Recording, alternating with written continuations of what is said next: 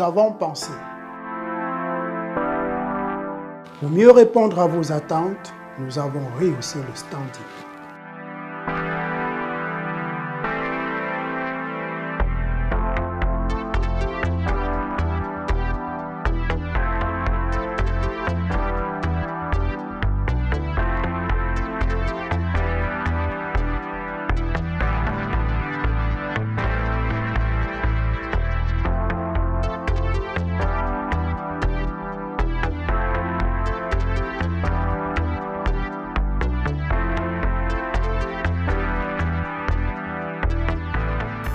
Hôtel Le Quai d'Orsay.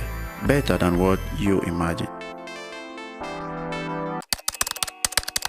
Au cours des 20 dernières années, le développement de l'Internet mobile a révolutionné notre façon de consommer la musique. Si en 2002, le CD représentait 90% des revenus du marché musical, aujourd'hui, le streaming, c'est 2/3 des revenus engrangés. Le monde change et pour vous accompagner, LOG Music Entertainment est une agence de distribution digitale qui permet aux artistes et labels de distribuer leur musique à travers le monde sur plus de 250 plateformes de streaming telles que Boomplay, Spotify ou encore Apple Music. Alors n'attendez plus et rejoignez la nouvelle ère, musicalement vôtre.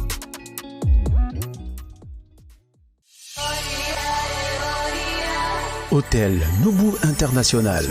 Situé à quelques minutes de l'aéroport international de Douala, l'hôtel Noubou International est un complexe de 2 hôtels au standing situés dans les quartiers d'affaires de la ville de Douala. Noubou International Hôtel de Bonapriso et Ngodi Aqua vous offre l'assurance de passer des moments inoubliables dans ses suites luxueuses et confortables. Ses chambres calmes et élégantes. Ses prestigieuses salles de conférences et de banquets avec une vue imprenable sur la ville.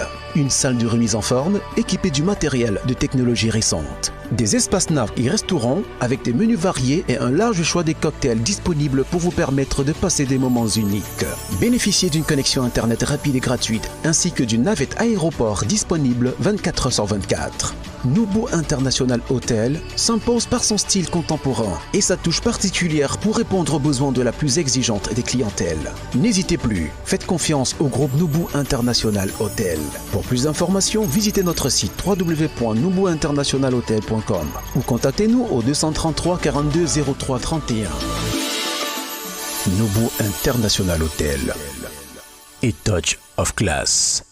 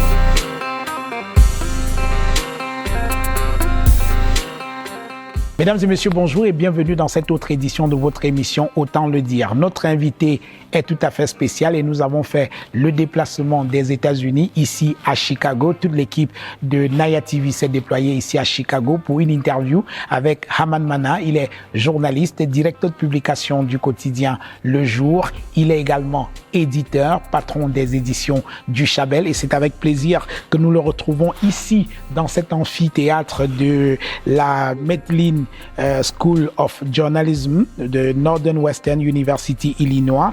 Alors, Haman Mana, bonjour. Bonjour. Evanston est une ville différente de Chicago.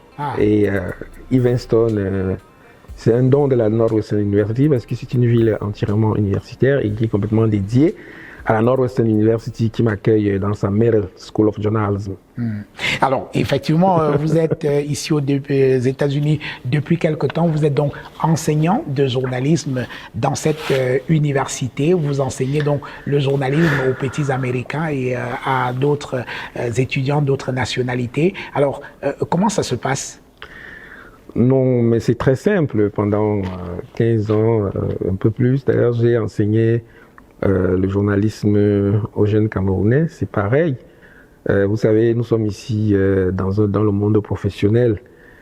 Donc, a report is a report, a story is a story, news telling, tu vois.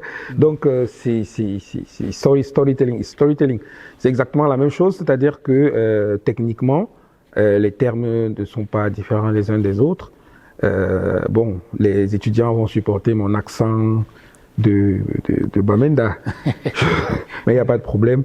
Aux États-Unis, il y a une grande multiplicité d'accents et le plus important, c'est ce que vous dites. Ce n'est pas comment vous le dites. Oui. Voilà. Ah oui, alors vous êtes arrivé ici, ça fait quelques mois que vous vivez aux États-Unis, vous enseignez donc dans cette école de journalisme. Comment en êtes-vous arrivé là? Ah bon, écoutez, vous voulez que je raconte Oui, en quelques mots. Oui. Non, bah écoutez, moi, j'avais... Bon, je suis parti du Cameroun en catastrophe, dans les circonstances que tout le monde connaît. On y reviendra. Que tout le monde connaît. Et puis, cette université m'a accueilli parce que ils sont au courant d'un certain nombre de choses. Je vais d'ailleurs dire que depuis 1997, c'est une université qui me suit. C'est-à-dire, quand je suis arrivé ici, j'ai trouvé le numéro 001 de mutation que j'ai fait il y a 26-27 ans. Oui. Donc, c'est une université dans laquelle je suis connu depuis... on me connaît. C'est des gens qui ont un overview, un screening de toute la vie dans le monde. Ils savent qui est qui. Et puis, voilà, il n'y a pas eu de peine à ce que je vienne pour faire ce visiting. Visiting, comme ils appellent. Visiting professor. Visiting professor, voilà. Oui. Qu'ils m'accueillent comme ça pour partager mon expérience de journalisme on the fire, comme ils appellent, journalisme sous le feu. Et c'est un plaisir pour moi d'échanger avec les étudiants, mais surtout de profiter des immenses infrastructures de recherche. Il y a une bibliothèque immense dans laquelle vous avez une documentation pharaonique et où vous pouvez vous immerger, quoi. Je passe le clair de mon temps en bibliothèque parce que je découvre y compris des documents concernant mon pays, concernant l'Afrique, voilà. Alors, parlez-nous un peu de cette université, la Northern West, la Northwestern. Oui, la Northwestern University. La Northwestern University, à l'origine, c'est une vieille université. Hein, oui, 100 ans. Elle a 100 ans. Oui. Et c'est une université protestante. La Medal School of Journalism, oui, qui est l'établissement qui m'accueille, est un établissement qui a été créé par John Medal, qui était le fondateur du Chicago Tribune. Et les tout premiers bénéfices que ce monsieur a engrangés, il les a dédiés à la fondation de l'école de journalisme qui porte son nom aujourd'hui. C'est vraiment à la même époque et dans la même lignée que Joseph Pulitzer, qui a décidé que son legs soit Columbia University, qui a décidé qu'on apprenne, que son métier soit enseigné de façon universitaire. Donc voilà, c'est ça l'histoire de cette université et aussi l'histoire de l'école qui m'accueille. Donc vous voyez, c'est une école qui est orientée vers la profession, vraiment vers la profession du journaliste. Voilà. Oui. Alors, vous avez une expérience d'enseignant de journalisme au Cameroun. Vous avez enseigné pendant longtemps à l'École supérieure des sciences et techniques de l'information et de la communication, l'ESTIC, dont vous êtes un ancien étudiant vous-même, et aujourd'hui enseignant dans une université, dans une école de journalisme ici aux États-Unis. Alors, est-ce que vous pouvez essayer une comparaison entre les deux systèmes? Oui. Qui avait enseigné au Cameroun et ici aux États-Unis. Oui, disons que la différence fondamentale, c'est celle des moyens. Les moyens d'action de l'enseignant et les moyens d'action de l'étudiant. L'étudiant a des moyens de recherche, il y a des moyens de travail, il y a des moyens d'expression. Je veux dire que quand on s'en va, quand les jeunes gens s'en vont tourner, ils s'en vont tourner, quoi. Il y a deux personnes qui sont sur une caméra, et c'est une véritable caméra. Quand ils vont monter sur les bancs de montage, il y a deux personnes sur un banc de montage. Il y a vraiment tout l'équipement qu'il faut, quoi. Il y a tout l'équipement qu'il faut. Quand l'enseignant a besoin pour sa classe de déplacer les étudiants, je ne sais pas, sur n'importe quelle distance, on les déplace, on s'en va sur le site où on peut travailler. On n'est pas obligé de faire les cours en classe. D'ailleurs, on nous déconseille de faire les cours en classe. On nous conseille de bouger, de faire des cours en ville, dans une bibliothèque, dans un cafétéria, pour qu'il y ait du rendu. Donc, je pense aussi qu'ici, on est beaucoup plus ouvert. On est beaucoup plus ouvert sur les méthodes d'enseignement. Dernièrement, en séminaire encore, on nous disait ici, le professeur Charles Whittaker, qui est le doyen de cette université, à qui je rends hommage, parce que c'est l'un des journalistes noirs américains les plus importants. Il nous exhortait, Charles, à sortir ce que les enfants ont de leur personnalité, pour, à partir de là, leur apprendre le journalisme. Il n'est pas question de les formater. Il n'est pas question de les formater. Il est question de, surtout, les laisser sortir ce qu'ils ont en eux, quitte à corriger maintenant ensemble. Donc, à la fin de la journée, nous avons des gens qui sont beaucoup plus des créateurs, des gens créatifs, que des gens qui sont adeptes de la fabrication, de l'application d'un certain nombre de méthodes. C'est très très intéressant en cette période où le journalisme va être atomisé. Oui. Le journalisme est atomisé. Les grandes unités, les grands médias, quand vous allez downtown à Chicago, vous allez voir le grand immeuble du Chicago Tribune. C'est un casino. C'est un casino, c'est devenu un casino, le grand Chicago Tribune. Oui. Maintenant, la rédaction est dans leurs ateliers qui sont en banlieue. Les grands immeubles, on a gardé le logo en gothique, mais le Chicago Tribune n'est plus là-bas. Donc, je veux dire, les grandes... C'est idem pour CNN à Atlanta. Hein. L'immeuble de CNN à Atlanta, il est là, mais les journalistes sont en banlieue, ils ne sont plus là. On a gardé ça juste pour l'histoire. Donc, le journalisme, c'est niette. Mais il faut que... parce que les grandes maisons, les gros médias, leur modèle économique est en train de péricliter. Oui. Ce n'est pas seulement dans la presse que cela a lieu. Ça a lieu dans un ensemble de métiers qui doivent se redéfinir, qui doivent se réadapter à la nouvelle donne. Ce n'est pas une mauvaise chose, soit dit en passant. Voilà. Donc nous formons, pour me résumer, nous formons davantage des créateurs, des créatifs, plutôt que des exécutants ou des machines à donner l'information. Et je pense que c'est ce que nous essayons de faire, quoi. Oui. Alors, vous avez une longue expérience de journaliste vous-même et également dans l'enseignement. Alors, est-ce qu'on enseigne le journalisme aujourd'hui de la même manière qu'on l'enseignait il y a 20 ans, ou alors il y a 10 ans, quand les réseaux sociaux n'étaient pas ce qu'ils sont aujourd'hui? Vous parliez tout à l'heure du journalisme qui est atomisé.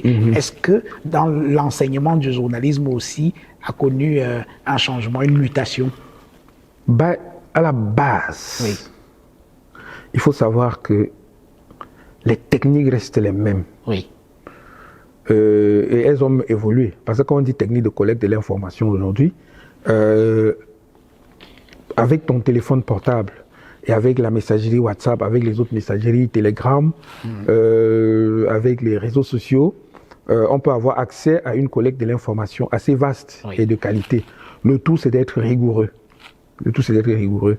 Donc aujourd'hui même, on a... autrefois, le problème, c'était de collecter l'information. Aujourd'hui, le problème est inverse. C'est de la série et de trouver parmi le flot d'informations celle qui est l'authentique, celle qui est la bonne. Et c'est ça qui est le plus difficile. Et c'est là qu'on a encore plus besoin, et c'est là qu'on a vraiment besoin des journalistes. Parce que je regarde ce qu'on appelle les lanceurs d'alerte aujourd'hui. Dès qu'ils voient une chose, ils la piquent et ils la balancent. Ils la piquent et ils la balancent. Le journaliste, non. Le journaliste traite. Il traite d'abord, il pose la question, est-ce que c'est même vraisemblable? 1, est-ce que c'est vraisemblable? 2, est-ce que c'est vrai? Donc, troisièmement, c'est, est-ce que maintenant j'ai l'opportunité de la publier? Je la publie comment? Je la publie où? Et je la publie dans quelle proportion? Voilà. Donc, moi, je pense que plus que jamais, on a besoin du savoir-faire et du savoir-être journalistique pour pouvoir continuer déjà à survivre, mais aussi à entretenir la citoyenneté qui attend tellement de nous. La citoyenneté attend des journalistes. Ils ont besoin de comprendre les choses. Ils se retournent vers les journalistes pour leur demander « Mais qu'est-ce que signifie telle chose ?» Et le journaliste doit pouvoir le leur dire, le leur exprimer en des mots accessibles, mais il faut qu'ils aient la garantie de l'authenticité. Qu'ils aient la garantie de l'authenticité. Et ça, ce sont les nouveaux enjeux de la profession. C'est les nouveaux enjeux du métier de journaliste. Ça veut dire qu'aujourd'hui, plus qu'hier, le journalisme, la pratique du journalisme demande beaucoup plus d'exigences encore avec l'avènement des réseaux sociaux, du numérique et tout. Il y a un flot d'informations et exige de la part du journaliste une plus grande rigueur. Oui, bien entendu. Oui. Aujourd'hui, l'enjeu, c'est le tri. Oui. Le tri, la vérification, et maintenant, la capacité, la responsabilité à pouvoir dire telle chose de telle ou telle autre manière. Voilà. Donc c'est la responsabilité du journaliste est plus forte. Est plus forte et désormais sa responsabilité sociale. Mais le public a besoin de savoir. Le public a besoin de savoir tout ce flot d'informations qui arrive. Quelle est l'information qui a du sens par rapport à sa vie? Écoutez, il y a eu un problème de mœurs. Et tout le monde est derrière. Mais on a augmenté le prix de la baguette. On a augmenté le prix du carburant. Quelle est l'information la plus significative, la plus signifiante? Et c'est là où les plus grandes manipulations ont lieu maintenant. J'ai vu comment désormais les gens font des contre-feux. C'est devenu la spécialité des spin doctors, comme on dit en anglais, des spin doctors, les gens qui veulent donner dans quel sens on va dire, dans quel sens les esprits vont aller. Oui, écoutez, toutes les manipulations sont possibles. Mais tant qu'il y a l'avant-garde des journalistes qui est là, normalement, ces genres de choses ne devraient pas passer. Mais le public, le pauvre public, il se prend au jeu. Pour quelles raisons? Pour des raisons de facilité. Hein? J'ai vu des gens, je parle du Cameroun, qui étaient de bons lecteurs de journaux, de grands lecteurs de la presse, qui le matin désormais se contentent de parcourir les groupes WhatsApp et Facebook et considèrent qu'ils sont informés. C'est grave. C'est complexe ça. Je dis, mais écoutez, ouais, c'est comme si du jour au lendemain, vous étiez abonné, vous buviez de l'eau minérale, et du jour au lendemain, vous partez boire le torrent. Vous parlez boire le torrent qui coule. Mais c'est affreux. Vous buvez à la fosse septique, alors que hier, vous étiez en train de boire au moins à la source. Est-ce que le problème aussi n'est pas au niveau de la crédibilité du travail des journalistes aujourd'hui? Bon, moi, au Cameroun, il y a toujours un problème de nomenclature. Oui. Qui est journaliste, qui ne l'est pas, où est-ce qu'on va, qu'est-ce qu'on fait. Mais les journalistes, les vrais, les bons, les authentiques sont connus et reconnus, reconnaissables à ce qu'ils disent, à ce qu'ils écrivent. Même s'ils sont sur un média comme un réseau social comme Facebook ou je ne sais pas quoi, les journalistes authentiques sont reconnaissables à leur manière de traiter l'information. Maintenant, je n'ai rien contre ce qu'on appelle les lanceurs d'alerte. Mais l'alerte que le lanceur a donnée, à mon avis, Demander un autre travail journalistique. est juste une alerte pour le journaliste. Oui, oui. C'est juste une alerte pour lui dire, ah tiens, Il y a il matière- pourrait il y a avoir matière une à enquête. information Oui, ici. oui. Il pourrait y avoir une information ici. Oui. Mais si tu copies, tu colles, tu ne fais pas du journalisme. Oui. Tu fais... Alors, sauf c'est pourquoi. qu'aujourd'hui, avec les réseaux sociaux, la dictature des vues, des likes, ces lanceurs d'alerte réussissent finalement à imposer une manière de faire au journalisme. Ça craint quand même, hein. Les journalistes aujourd'hui qui se laissent déborder par les lanceurs d'alerte. Oui, les gens se trompent de combat. Oui. Aujourd'hui, le combat n'est plus celui d'hier. Je me souviens, quand nous étions, il y a une quinzaine, une vingtaine d'années, je me souviens de l'époque où nous on lançait le quotidien Mutation, Oui. le quotidien, pas l'hebdo. Oui. Quand on lançait le quotidien, on disait, nous devons être les premiers Mais les plus complets. et les plus complets. Oui. Les premiers et les plus complets. Oui. Aujourd'hui, il n'est plus question d'être les premiers pour donner une information. L'information sera toujours donnée par un média social, par une alerte sur un média social. Mais il faut être les plus complets. Complet. Il faut être les plus vrais. Et les personnes qui remettent l'information dans son cadre. Parce que toutes les informations qui sortent, elles débordent. Elles débordent, elles débordent, elles débordent de là. Il faut remettre chaque information dans son cadre. C'est-à-dire que cette information qui est en train d'aller dans tous les sens correspond tout simplement à une déclaration d'un ou d'une ministre un peu maladroit Oui. qui a dit, qui a fait telle ou telle chose. Il ne s'agit pas en réalité de la manière de voir globale de telle ou telle chose du gouvernement ou de quoi que ce soit. Il s'agit tout simplement d'un dérapage. Et il faut recentrer tout ça. Donc c'est vraiment... Mais écoutez, c'est un travail trop compliqué. Seulement, Oui. je voulais dire une chose, c'est que l'essence et la vérité en général, à la fin de la journée, ils finissent toujours par émerger. Et à la fin, c'est toujours « Ah, tiens, il s'agissait de telle ou telle chose. Mais le public, l'intoxication en matière d'information, c'est la seule intoxication où peut-être il n'y a pas d'overdose. Vous savez, les gens ils sont intoxiqués, ils s'affolent, mais il n'y a pas d'overdose, quoi. Oui. C'est comme si l'être humain, le cerveau humain, était fabriqué pour encaisser des doses absolument impossibles d'intoxication, de les digérer et le lendemain de repartir encore sur... Oui. Donc c'est ça le véritable problème. Je ne sais pas comment ça va s'achever, mais le journaliste est désormais l'espace de la sérénité. Il faut quitter la fébrilité et rester concentré sur ce qui est l'information. Désormais, lorsqu'il y a des choses qui se passent, je demande toujours aux gens, quelle est l'information? Je demande toujours aux gens, c'est W plus H. Oui. Qui a fait quoi, où, à quel moment, et quelles en sont les conséquences? Je pose toujours la question. Les gens, c'est un W plus H. Tel, à tel endroit, tel jour, à telle heure, a dit telle chose, concernant telle chose, telle autre chose. Ça. Où est la déclaration? Où est la déclaration qu'il a faite? C'est où? Oui. Il a fait ça dans quel cadre? C'est un discours? S'il vous plaît, apportez-moi le discours. Il faut toujours.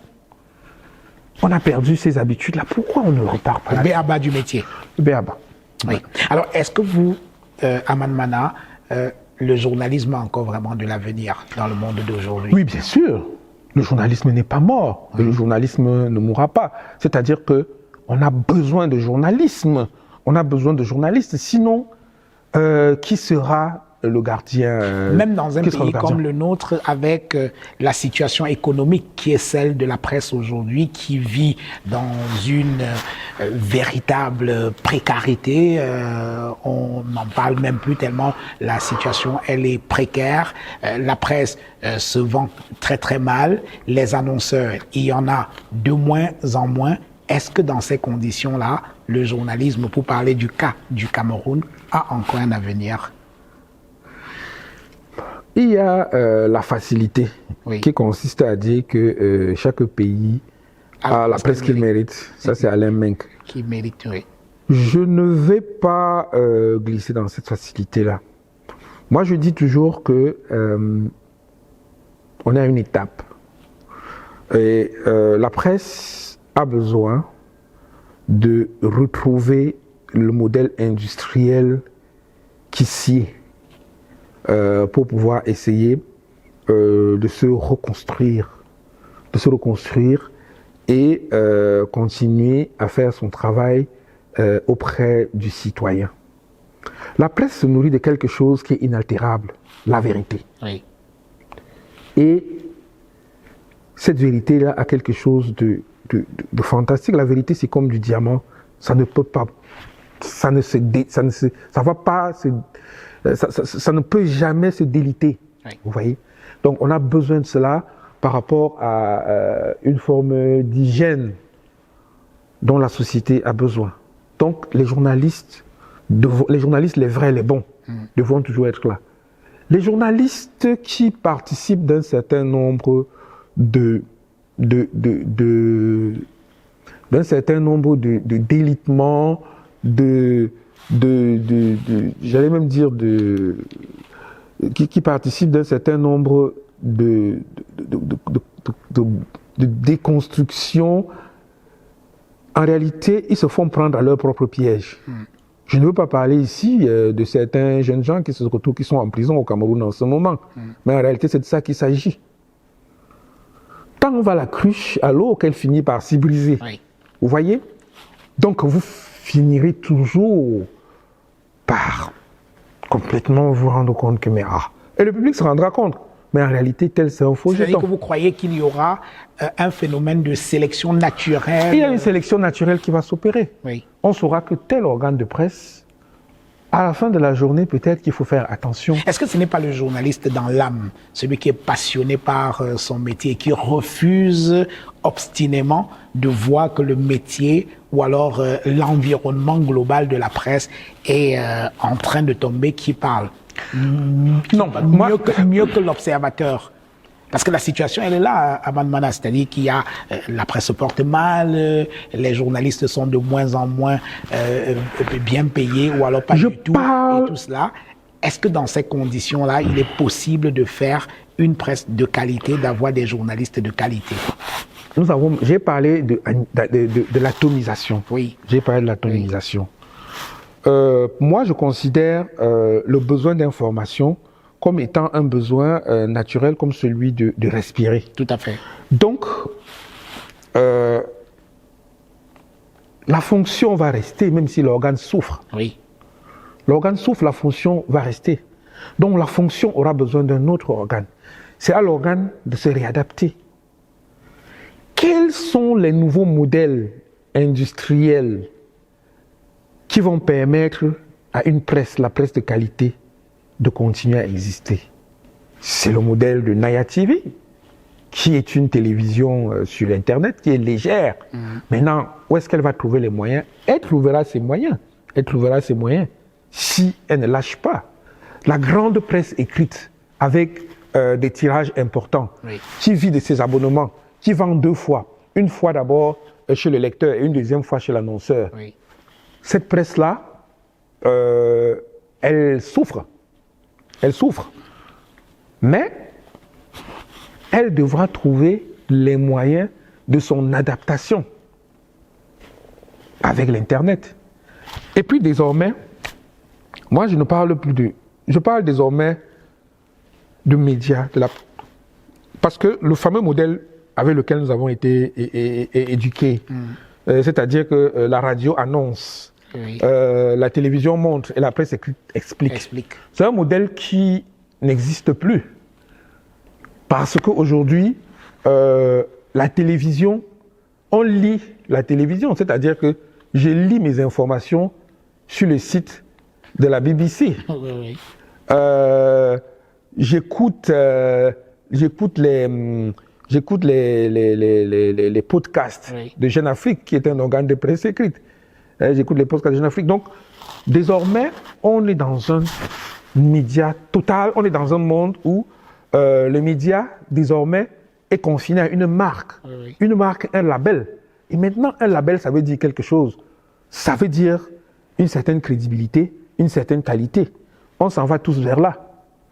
Maintenant, il y a la grande cannibalisation de la publicité par 5 entreprises, par les 5 grandes entreprises des GAFA.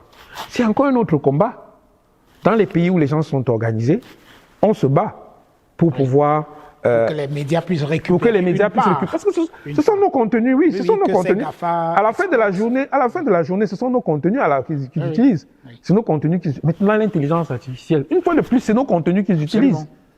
Une fois de plus, c'est nos contenus. Et ici, aux États-Unis, c'est un combat qui est mené par les grands médias contre les GAFA pour essayer de récupérer la part qui est la leur. Parce que ce sont les journalistes qui sont allés sur le terrain, qui ont collecté l'information, qui ont écrit, qui sont même des artistes à la fin, parce que c'est une forme de production littéraire aussi, le journalisme. Il y a des droits d'auteur de façon littéraire sur les journalistes. Et puis, on puise à l'intérieur, et en retour, ils n'ont pas de quoi vivre. Oui. Donc, je pense que c'est une guerre industrielle. C'est une guerre industrielle. Et nous sommes dans une période de turbulence. Oui. On est une période de turbulence. Malheureusement, il y a d'un autre côté les absolutismes qui ont envie de tuer la presse. Oui. Bah, attends, le regain d'un certain nombre de pouvoirs militaires ici et là, le regain d'un certain nombre de pouvoirs autoritaires que la presse, qu'une presse de qualité gêne. Eux, c'est intéressant pour eux d'atomiser tout ça. Tout d'après, oui. Oui, pour que, à la fin, il n'y ait plus que des médias caporalisés, des médias à leur botte. Que la liberté de presse soit une liberté de presse qu'ils tiennent en laisse. Une liberté surveillée. Voilà, que la liberté de presse soit une liberté surveillée. Donc, il y a ce combat-là. Mais le grand public ne comprend pas. Le grand public ne comprend pas. Oui. Dans un cas comme celui du Cameroun, les autorités en place, je pense qu'il y a quelqu'un qui est au fait des enjeux et qui a organisé l'affaiblissement d'un certain nombre de médias. Vous voulez parler de qui? Non, j'ai dit au Cameroun. Oui. Je ne veux pas parler d'un individu. Oui. Je dis que dans le système, les gens ne sont pas stupides. Ils savent qu'ils n'ont pas envie, n'ont pas besoin d'une presse éclairée. Vous voyez ce que les médias ont fait depuis 1990 au Cameroun, jusqu'à aujourd'hui d'ailleurs. Il y a encore un certain nombre de médias qui tiennent leur rang, qui continuent à tenir leur rang. C'est-à-dire que face au pouvoir, ils ont quand même encore la possibilité de dire les choses telles qu'elles peuvent être. Le reste, vous n'avez pas le choix. Oui. Le reste, on sait très bien le rôle des médias dans une véritable démocratie. Dans le cas du Cameroun, quel peut être le rôle de l'État pour redonner, j'allais utiliser une formule très forte, redonner à la presse camerounaise sa grandeur? Non. L'État, le pouvoir en place, tel qu'il est, dans son ADN. N'a aucun intérêt. Ils n'ont pas besoin ils n'ont pas besoin d'une presse de qualité. Oui. Ils sont attachés à avoir une presse affaiblie pour pouvoir continuer à faire ce qu'ils font. Donc ils n'ont pas besoin de ça. Donc la situation actuelle les arrange. Oui, bien entendu, pourquoi ils vont se tirer une balle dans la jambe? C'est tellement... ça n'a pas de sens. Oui. Ils n'ont pas besoin. Ils ont besoin d'avoir un ensemble de petits... Ils ont déjà les grands navires, que sont la télévision officielle, le grand quotidien national et les satellites. Ils ont maintenant plein de grands navires, ils ont maintenant beaucoup de petits bateaux, des pirogues, des sous-marins, et tout. C'est une flotte absolument interlope, et c'est une flotte qui fait que ils n'ont pas besoin que de l'autre côté, il y ait des petites barques qui naviguent en prenant le cap qu'elles veulent. Non. Oui. Donc, je ne vais pas me mettre là pour dire vous n'avez qu'à. Non. Ils savent ce qu'ils ont à faire pour se maintenir, parce que l'enjeu, c'est quoi? C'est le maintien du pouvoir politique, l'accaparement des ressources et la distribution à une minorité contre la majorité, tout simplement. On parlait tout à l'heure, en début de cette émission, nous sommes ici aux États-Unis. Vous êtes désormais installé ici, vous enseignez dans cette université, la Northwestern University, dans son école de journalisme. Vous êtes arrivé ici, ça va bientôt faire un an que vous vivez aux États-Unis. Vous êtes parti au plus fort de l'assassinat du journaliste Martinez Zogo, et beaucoup de choses ont été dites sur votre départ. Alors, Hamad Mana, aux États-Unis, est-il en exil ou pas? Non, je ne suis pas. J'ai un statut de travailleur sous contrat.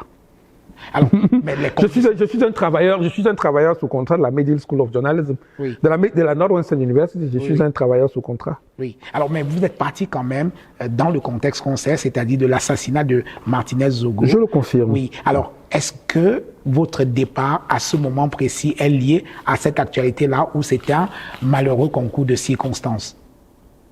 Et donc, je vous repose la question, vous êtes ici en exil ou pas? Non, mais écoutez, je n'ai pas... Nul ne quitte son pays de gaieté de cœur. Nul ne quitte son pays de gaieté de cœur. Je pense qu'il y avait un contexte fortement délétère, et des menaces claires et avérées sur ma personne. J'en ai vu dans ce pays. J'en ai vu des choses. J'ai fait les 21 décrets de l'armée, j'en ai fait. Depuis 35 ans, j'en ai fait. Vous avez eu souvent maille à j'ai fait. Les autorités. J'en ai fait. Oui. Donc. Mais jamais vous n'aviez bougé. Non, pas du tout. Mais cette fois, est-ce que la menace était beaucoup plus sérieuse?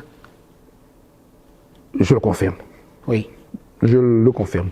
Alors, c'était quoi comme type de menace, Hamad Mana? Aujourd'hui, avec un peu de recul, ça fait presque un an déjà, on peut en parler. Alors, c'était quoi le problème?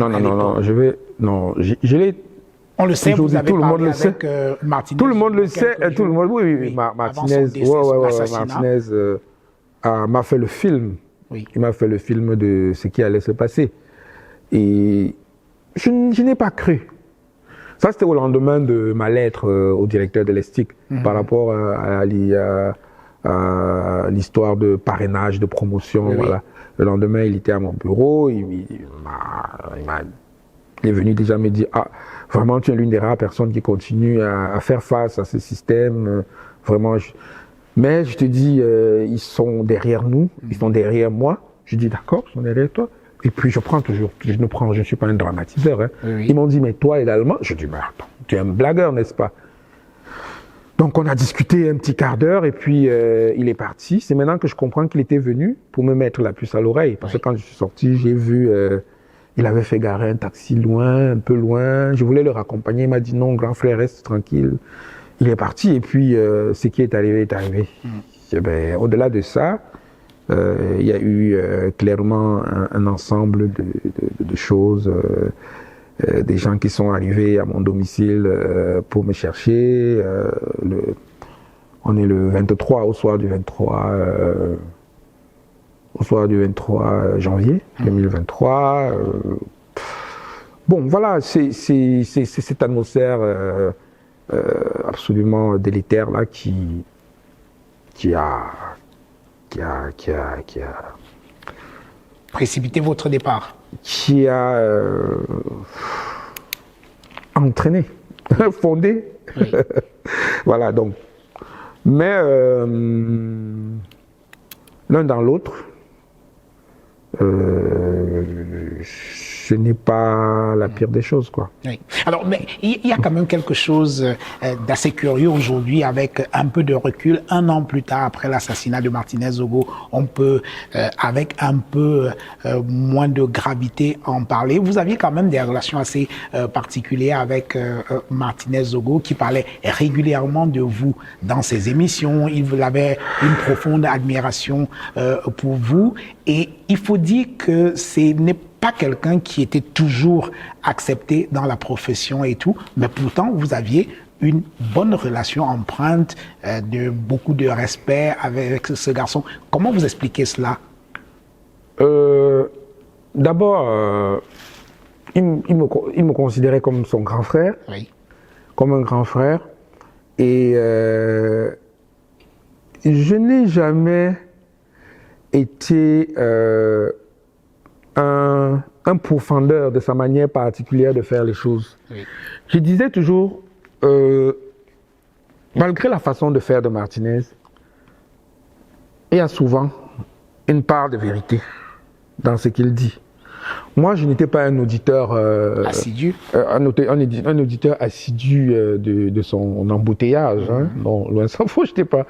Mais je suivais de loin en loin ce qu'il faisait. Et de temps en temps, quand il arrivait, parce que son bureau est à 100 mètres du mien, absolument. Quand il descendait, il s'arrêtait là-bas. Est-ce que le grand frère est là? Donc il s'arrêtait, on causait un peu. Et il avait constaté que sur les affaires concernant Moubelinga, Le Jour et Kalara de Obiokono, c'était les seuls journaux qui en parlaient. Qui osait. Voilà, qui osaient. Est-ce que j'ai besoin d'oser pour parler de quelqu'un, d'un être humain? Je n'ai pas besoin d'oser pour parler d'Amoubelinga. Non, pas du tout. Je n'ai pas besoin d'oser pour parler de M. Amoubelinga. Pourquoi? C'est un Camerounais comme les autres. Et d'ailleurs, c'est des gens que j'ai vus commencer dans cette affaire-là, que je n'ose pas appeler journalisme. Je les ai vus commencer. Je les ai vus commencer. Le journalisme à gage est né sous mes yeux. Et je les ai vus commencer. Je les ai vus faire. Je les ai vus grossir jusqu'à éclater, comme c'est arrivé. Je n'ai jamais compris pourquoi on pouvait en vouloir à ce garçon jusqu'à ce point. Je n'ai jamais compris. Alors aujourd'hui, l'affaire Martinez Zogo est devant le tribunal militaire. Le juge d'instruction près le tribunal militaire de Yaoundé a rendu son ordonnance de renvoi. Le procès proprement dit va bientôt commencer. Quel est le regard que vous jetez sur l'évolution de l'enquête, de l'instruction jusqu'au renvoi pour le jugement aujourd'hui de cette affaire Martinez Zogo 1 an après?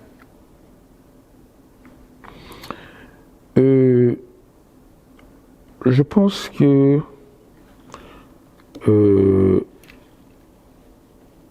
les Camerounais ont besoin de vérité, de la vérité. Oui. Et cette justice doit aux Camerounais la vérité. Pour moi, c'est une audience certes publique, mais il faudrait même que, nonobstant les règles ou je ne sais pas quoi, il faut qu'on la télévise, il faut que cette audience soit publique, télévisée, pour l'histoire et pour qu'on comprenne ce qui s'est passé. Il faut qu'on comprenne. Il faut que ces gens viennent s'expliquer. Il faut qu'ils viennent dire comment est-ce qu'ils en sont arrivés là. Il y a beaucoup trop de confusion. J'ai lu dans les accusations des uns et des autres, j'ai pris la peine de regarder. Il y a beaucoup de choses qu'on ne comprend pas. Oui. Il y a beaucoup de choses qu'on ne comprend pas. Et le commentaire que j'ai fait, j'ai dit, lorsqu'il y a un meurtre, on a un cadavre, on a un exécuteur, on a un commanditaire. Nous avons le cadavre, nous avons l'exécutant, les exécuteurs. Mais on n'a pas de façon claire ou les commanditaires. Oui. Il faut qu'on ait ça. Est-ce que vous avez foi dans la capacité de la justice camerounaise à dire la vérité aux Camerounais sur l'assassinat de Martinez Zogo? Pendant ces 40 dernières années, 40, je ne sais pas combien d'années, je pense que la justice camerounaise a une occasion pour se racheter. De se racheter? Aux yeux des citoyens. Ouais. Elle a l'occasion de se racheter aux yeux des citoyens. Pourquoi parlez-vous de rachat? Oui, mais parce que vous savez tous que, nous savons tous que les autres procès, qui sont les procès des prisonniers du président, les procès des prisonniers des présidents,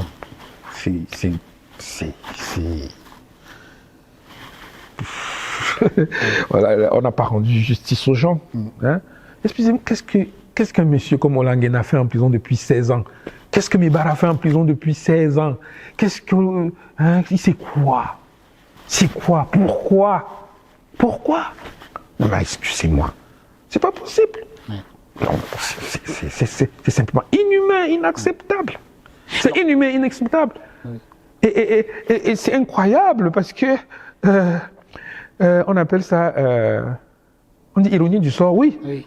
Ironie du sort, les personnes qui ont organisé ces mises à mort, elles-mêmes parmi elles, d'autres se retrouvent déjà elles-mêmes aussi en prison. C'est affreux. On appelle ça la machine infernale. C'est la machine infernale. Et ceux qui n'y sont pas encore, ils pensent que la machine infernale là ne va pas les happer aussi. Ah ben non, ça veut dire qu'ils sont absolument... C'est des personnes absolument... Ça veut dire que vous êtes d'accord avec Maître Claude Assira, l'un des avocats de Atambara, qui, à l'occasion des 15 ans de Mbara en prison, disait qu'il pleut sur tous les toits. Écoutez, non, c'est pas possible. Tu ne peux pas croire que... Même la justice immanente, là, comme ça, je veux dire... Attendez, je veux dire que des types qui ont organisé des mises en prison filmées sont déjà eux-mêmes en prison avec leurs femmes. Donc à savoir que, c'est comme, c'est comme dans la Bible, c'est comme dans la Bible, là, ça dit qu'on va te rendre ça au quintuple. Oui. C'est ça que... Arrêtez ça.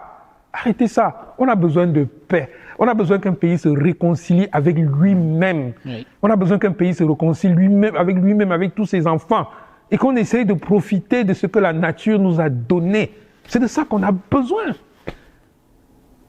C'est de ça qu'on a besoin. On n'a pas besoin de toute cette violence. Avant, c'était même une violence symbolique. Oui. Aujourd'hui, c'est une violence crue et méchante. Écoutez, tous les gens qui infligent cette violence pensent qu'ils vont s'en tirer comment? Ils n'iront pas en exil, aucun pays ne voudra les accueillir.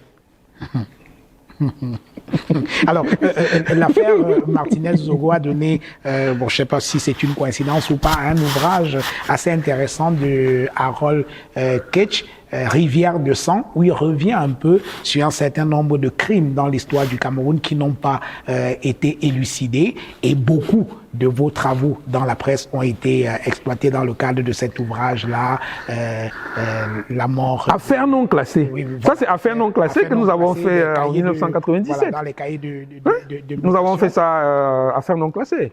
En 1997, il y a 27 ans. Comment ça, oui. À l'occasion de cet ouvrage de Harold Ketch, il y a comme une psychose chez les Camerounais que la vérité vraie, pardon de l'expression, ne soit jamais dite sur l'affaire Martinez Zogo. Est-ce que cette même peur vous habite, vous qui connaissez un peu l'histoire de ces crimes non élucidés? Non, moi je pense que le procès public... Oui. va aider. Le procès public va aider. Oui. Parce que dans la solitude du banc des accusés, dans la solitude de... Comment s'appelle l'endroit où... box des accusés. Dans la solitude du box des accusés, beaucoup de vérités vont sortir. Dans cette solitude du box des accusés, je pense que le lieutenant-colonel Danoué, ce jeune frère qui est un garçon brillant, écrivain à ses heures, oui. Je pense que des choses vont sortir de sa bouche. Je pense que beaucoup de choses vont sortir. Monsieur Eko, qui est un brillant policier. Oui. Un brillant policier. Il nous dira des choses. Il nous dira des choses. Donc vous avez foi dans la capacité de la justice camerounaise à pouvoir se racheter. Oui. Aman Mana, vous vivez désormais très loin du Cameroun, vraiment très très loin du Cameroun. Quel est l'écho qui vous parvient du pays? Comment regardez-vous? Quel est le regard que vous jetez de loin sur le Cameroun? C'est un regard d'abord loin et proche. Oui. Parce que je ne suis parti d'aucun de mes groupes WhatsApp. Je suis sur les mêmes groupes WhatsApp. Je suis sur la Facebook sphère camerounaise, où de temps en temps, je fais des petites sorties pour donner mon point de vue. Achille Mbembe a souvent des concepts. Il a parlé d'ensauvagement. D'ensauvagement, oui. Ouais, je pense que c'est quelque chose de patent. Et les problèmes du quotidien qui s'aggravent sont quand même... c'est dérangeant.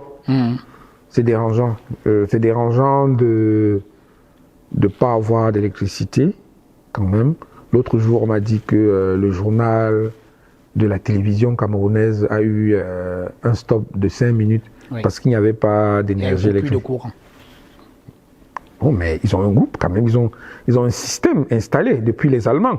Quand les Allemands ont mis cette chose en place, ils ont mis un système. Comment le système n'a pas fonctionné?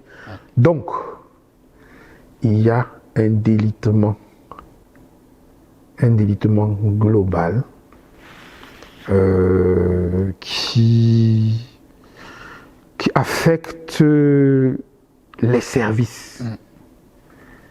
C'est un délitement qui n'est pas seulement sur les choses matérielles, c'est un délitement aussi qui, me semble-t-il, affecte la question mentale et le reste. Donc, je pense qu'il est temps que quelque chose soit fait, quoi, pour que notre pays soit... pour que les citoyens de notre pays, je ne veux pas parler de ceux qui le dirigent, pour que les citoyens de notre pays retrouvent une forme d'espoir et de joie de vivre, parce que les Camerounais, c'est des gens joyeux. Oui. Alors, les Camerounais, c'est des gens gais, les Camerounais, c'est des gens enjoués, qui ont toujours le mot pour rire. Les Camerounais, c'est des gens qui ne méritent pas ça. Les Camerounais méritent des services publics acceptables, des commodités. Il y avait quoi avant? Avant, au Cameroun, il y avait des transports publics, on a eu la SOTUC. Avant, vous preniez votre voiture et puis 3 heures après, vous étiez à Douala, à partir de Yaoundé. Avant, il y avait, même sur le plan industriel, on fabriquait, il y avait la maison du cycle qui fabriquait des vélos, des motocyclettes au Cameroun. Avant, l'Équatorial électronique fabriquait des postes de radio, des téléviseurs. Avant, FAEM fabriquait de l'électroménager, James Onobiono. Avant, qu'est-ce qu'il n'y a pas eu au Cameroun? Qu'est-ce qu'il n'y a pas eu? Avant, Batoula fabriquait des chaussures pour les gens. Avant, Bata fabriquait des chaussures. Avant. Bref, non. Il y avait quoi avant? Il y avait de l'espoir avant. Il y avait de l'espoir. Un enfant, quand il sortait de Mbouda, il savait que s'il va bien à l'école, après il va aller à l'école normale supérieure, après il sera professeur, il sera en A1, indice 430, il va gagner sa vie. Ce n'est plus possible. Il n'y a pas l'espoir. Alors, vous parliez, on observe au Cameroun aujourd'hui qu'il y a une grande violence, au moins verbale, et vous parliez, citant Achille Mbembe, d'ensauvagement. Alors, de quoi cet ensauvagement au Cameroun aujourd'hui est-il le nom? Il est le nom du désespoir. Oui. Il est le nom du désespoir, parce que le manque d'espoir, c'est le désespoir. Et de l'impossibilité d'avoir une issue acceptable, une issue normale. C'est ça la vraie raison de la dépression. C'est ça la vraie raison de la dépression. Quelqu'un qui sait qu'il n'a rien à perdre, quelqu'un qui sait qu'il n'a rien... qu'est-ce qu'il fait? Qu'est-ce qu'il fait? Moi, je pense que les Sénégalais ont une... Les Sénégalais, excusez-moi d'aller au Kwakalan, mais vous allez voir. Les Sénégalais ont une démarche différente. Les Sénégalais disent nous ne sommes pas d'accord avec ce gouvernement. Oui. Nous allons dans la rue et nous contraignons ce gouvernement à respecter ses lois, ses propres lois. Et nous contraignons ce gouvernement à nous respecter. Les Camerounais, eux, ils ont une autre démarche. La première démarche des Camerounais, c'est nous contournons. Et la deuxième démarche, c'est nous nous autodétruisons. Psychanalytiquement, nous nous autodétruisons. Au lieu de faire les voies de contournement, au lieu de faire face au pouvoir qui les obsède, oui. Au pouvoir qui les... Pas qui les obsède, au pouvoir qui les écrase, ils font des voies de contournement. Et deuxième chose, ils s'autodétruisent. Donc on est dans une phase d'autodestruction qui est absolument regrettable. Pourtant, les causes de notre problème sont en face de nous, quoi.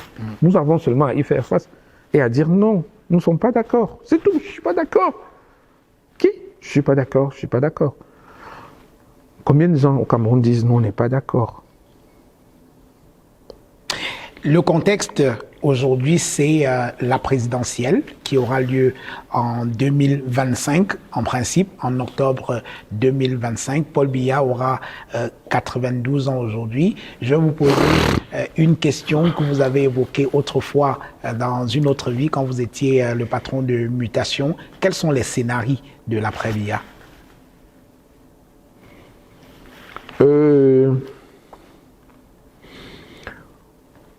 Il y a le scénario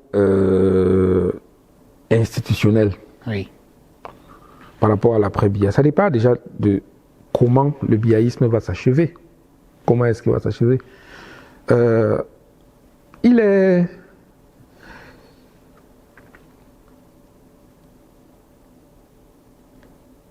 sera compliqué de les battre à une élection qui est verrouillée. Moi qui vous parle, j'ai couvert l'élection présidentielle d'octobre 1992 oui, pour Cameroun Tribune, et j'étais assis à la Commission nationale de recensement général des votes. Et j'ai vu comment cela se passait là-bas. Déjà à l'époque où il y a le 39 et 36%, John Foundi et Paul Biya. Oui. Aujourd'hui, avec le système électoral, le mode d'élection qui est en place, il y a fort à parier que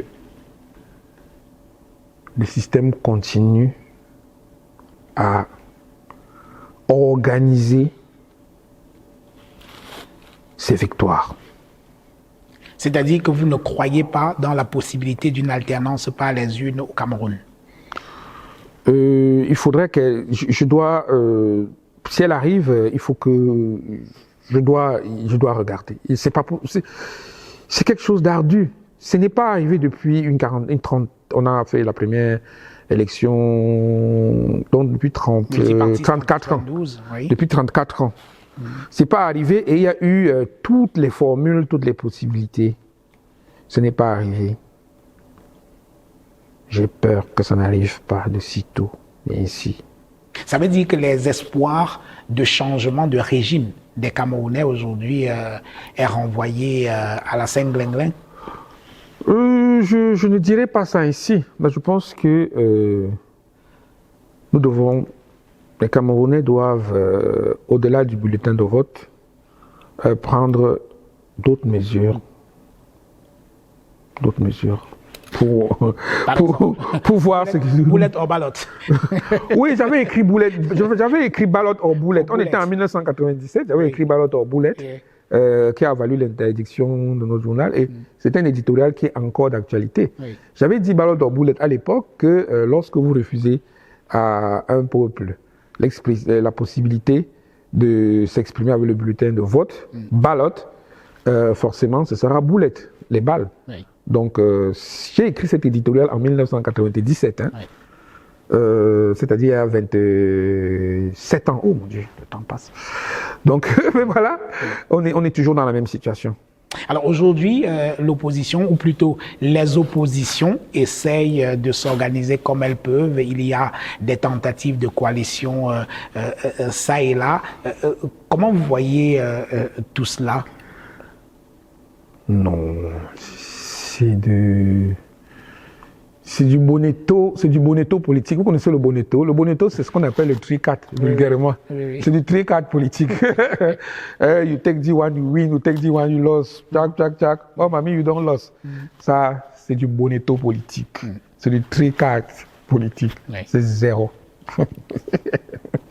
Alors,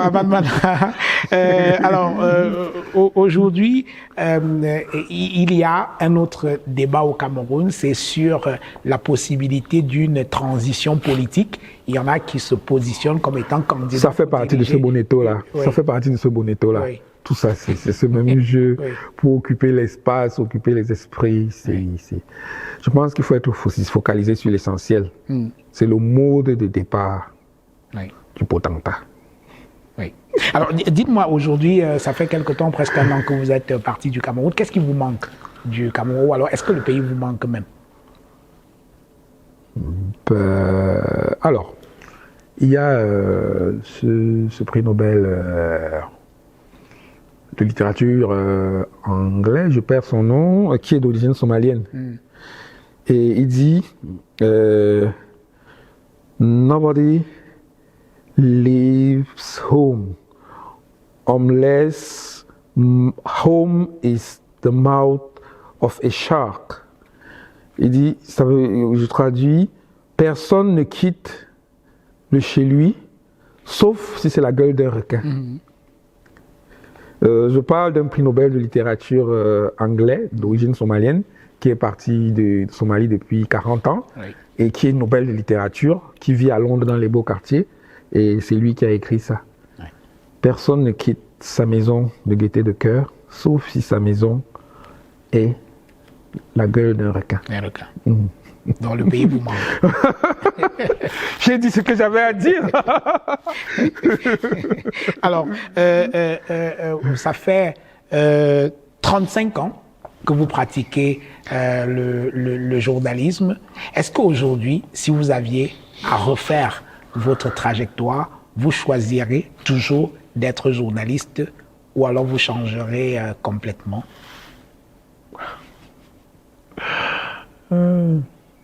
Non, j'ai beaucoup aimé le journalisme, mais je l'ai pratiqué avec beaucoup d'épanouissement personnel. Et je serais ingrat si je disais que je choisirais autre chose. Vous voyez? C'est-à-dire que le journalisme me dirait tu devrais avoir honte parce que je t'ai aimé, parce que je t'ai aimé, tu ne viens pas aussi maintenant. Donc non. C'est une profession qui n'était pas mon rêve à l'origine, mais le nombre d'épanouissements personnels qui m'a procuré. Et d'ailleurs, c'est la chose que je fais avec le plus de plaisir. C'est la chose sur laquelle j'échange avec le plus de facilité, de simplicité. Je pense que c'est le métier qui correspond à ma personnalité, à ma profonde personnalité. Parce que c'est un métier qui me permet de sortir de moi-même. Parce qu'à l'origine, je suis quelqu'un de timide. Donc, j'ai besoin du journalisme pour sortir de moi-même. Voilà. Et pour être pour être. Voilà, j'ai besoin du journalisme pour être. Bon, c'est ça un truc qui saura dire comment la formule de l'existence. Vous avez connu une vie journalistique assez éclectique, Cameroun Tribune, Ozone, votre propre journal que vous avez J'ai travaillé pour l'Action, le journal du RDPC. Ah oui, ben oui, j'ai travaillé pour l'Action, j'ai travaillé pour... Le Messager. Fraternité à l'époque, j'ai travaillé pour Le Messager, Cameroun Mutation. Oui. Bref. Toujours et tout cela. Alors, quel est le plus grand souvenir de tout cela en 35 ans de carrière? C'est vrai que c'est une question difficile. Non, la plus belle chose... Quelle est la plus belle chose qui vous soit arrivée dans la pratique du journalisme? Alors, moi j'ai 2 périodes de journaliste. J'ai une période strictement de reporter et de secrétaire de rédaction à Cameroun Tribune. Et de secrétaire de rédaction au Messager. Donc, il y a plusieurs choses. Et je vais les citer. Moi, la plus belle chose qui me soit arrivée à Cameroun Tribune, c'est de couvrir l'élection présidentielle de 92 au cœur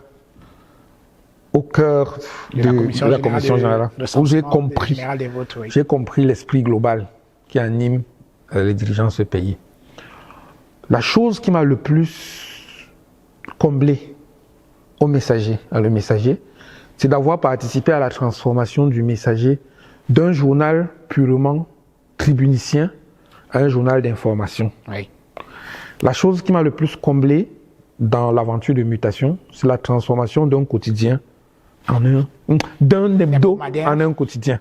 C'est-à-dire en février 2002, là, quand nous décidons de faire le quotidien, c'est un challenge personnel avec notre équipe et nous réussissons à le faire. Et maintenant, le MES, c'est le lancement de Le Jour. Du jour au lendemain, nous avons fait un quotidien et qui tient encore aujourd'hui, ça fait 16 ans, 17 ans. Voilà. Voilà mes accomplissements professionnels. Je ne vais pas parler des magazines, People comme Situation, comme les autres petites choses, les cahiers de mutation. Bon, tout ça, c'est un long parcours. Peut-être que ce sera dans un livre à un moment donné. Vivement, un livre qui parlerait peut-être de votre expérience professionnelle en 35 ans. Voilà. Ça, ce serait pas mal quand même. Alors, et le must, c'est de finir votre carrière, pardonnez-moi de parler de finir, on ne sait pas quelles sont vos ambitions pour l'avenir, mais 35 ans plus tard, vous êtes enseignant de journalisme ici aux États-Unis, ici à la Northwestern University. Alors, est-ce que c'est la fin que vous souhaitiez, ou alors vous aviez rêvé d'un autre scénario de fin pour votre carrière dans la presse, 35 ans après? C'est prestigieux quand même, non? C'est prestigieux. Voilà. Ce que j'allais dire, c'est qu'il y a le côté prestigieux. Il y a le côté prestigieux. Mais ceux qui me connaissent profondément savent que les honneurs, ce n'est pas mon truc. Les honneurs, ce n'est pas mon truc. Mais je trouve que c'est une bonne façon de sortir par le haut.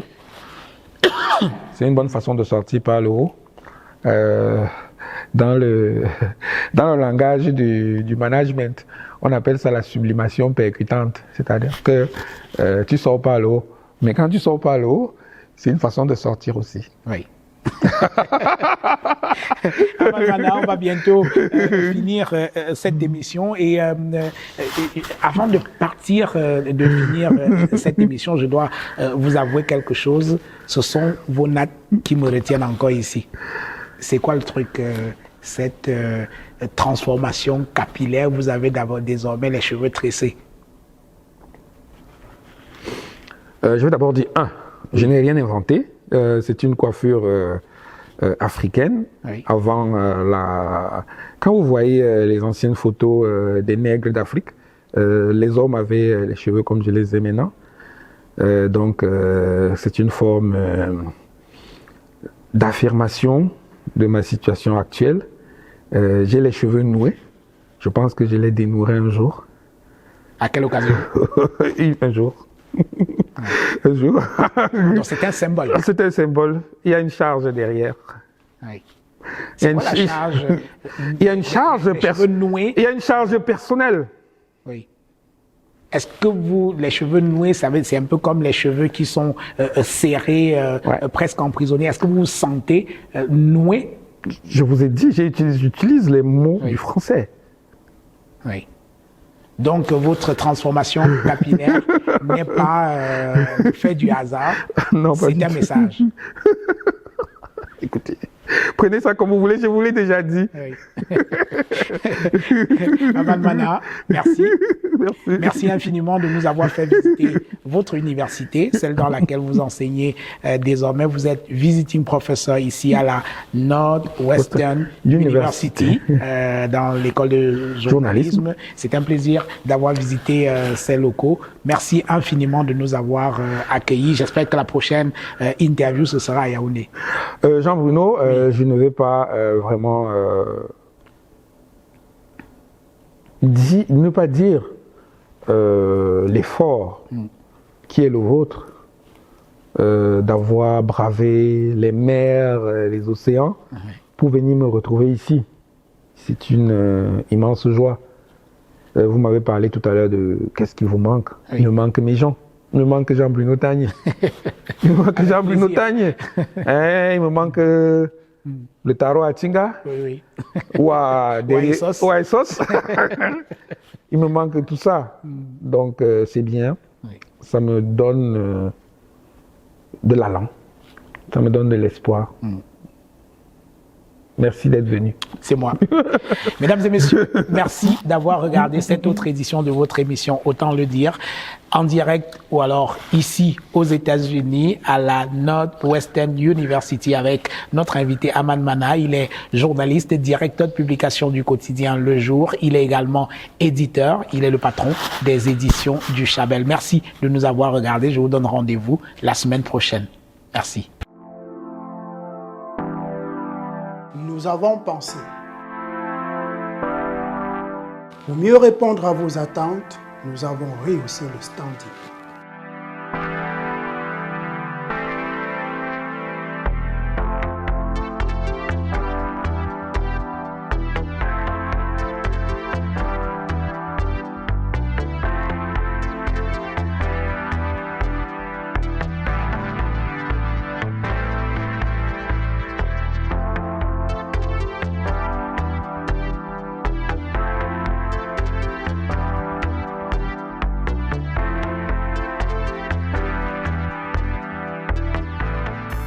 Hôtel Le Quai d'Orsay, better than what you imagine.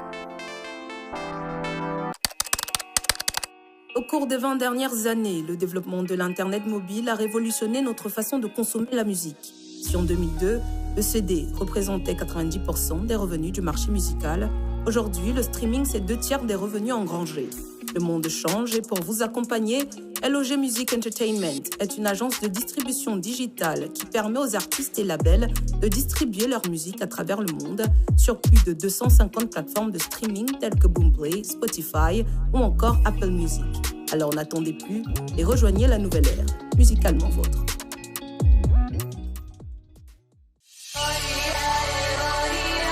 Hôtel Noubou International.